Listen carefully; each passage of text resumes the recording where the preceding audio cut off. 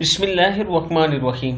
अस्सलाम वालेकुम वरहमतुल्लाहि वबरकातुहू। आबिद्राजा चैनल की तरफ से आज मैं अपने दोस्तों को रसूलुल्लाह सल्लल्लाहु अलैहि व आलिहि वसल्लम का एक अमल बताऊंगा, आपने इस पर ज़रूर अमल करना है। तो शुरू करते हैं। बिस्मिल्लाहिर्रहमानिर्रहीम।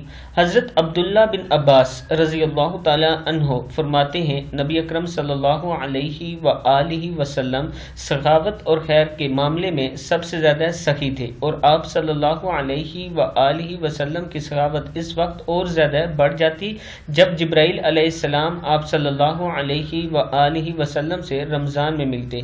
जिब्राइल अलैहिस्सलाम नबी अकरम सल्लल्लाहु अलैहि व आलिहि वसल्लम से रमज़ान शरीफ की हर रात में मिलते, यहाँ तक कि रमज़ान गुजर जाता।